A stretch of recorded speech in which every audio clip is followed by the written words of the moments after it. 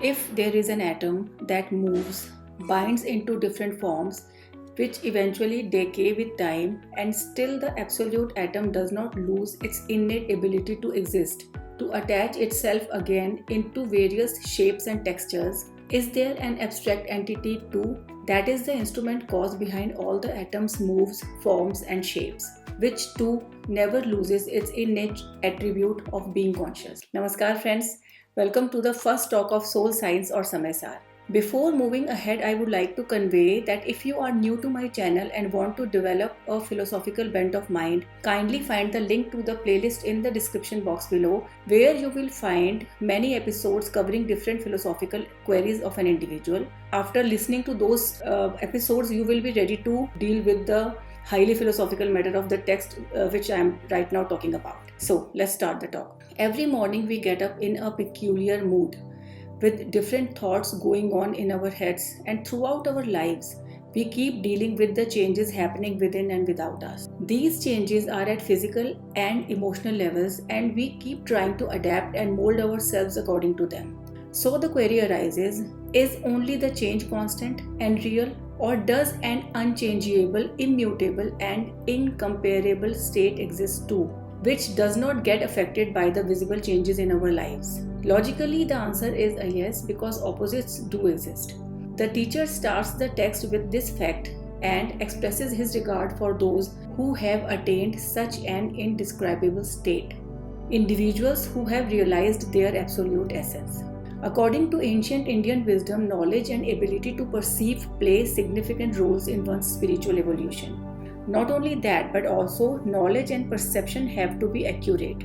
For example, at a younger age, we tend to get annoyed at tiny things. However, with age, our perception changes. We analyze that anger is not the solution, and we become calmer.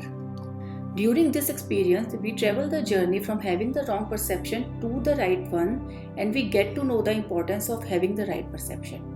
In the context of spirituality, the teacher conveys that proper knowledge and correct perception can differentiate between the opposite nature of karma and consciousness. Where karma belongs to the material world, the soul is the conscious abstract entity, and through this text we will see how they differ, how close a bond they share, so much so that it becomes impossible to differentiate between who is who. For example, no matter how much water we add to the milk, water can never become milk and vice versa. And despite being kept in the same container, sharing the same space, the milk and the water both do not lose their attributes of being milk and water. However, for an onlooker, they appear to be one. So, the real aim for each of us should be to attain a state free from this misconception that milk and water are the same.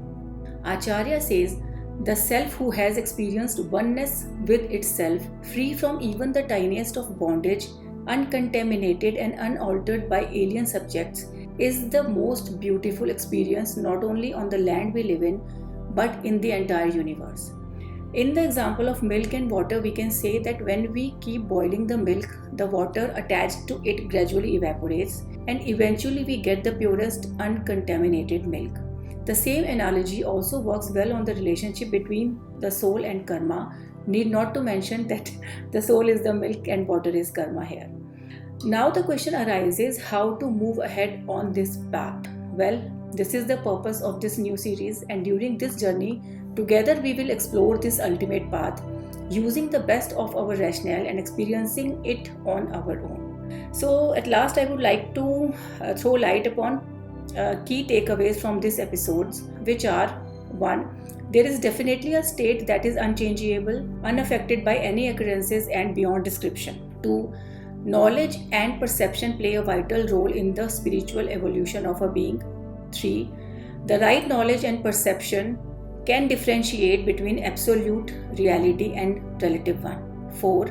If there is a physical world, there is an abstract reality too that acts as an instrument cause behind the movements of the physical. 5. Just like milk and water, the soul and the karma are different in nature too, and there are tools of the right knowledge and perception to distinguish between them. With this, I end this talk, friends. See you very soon. Take care and goodbye.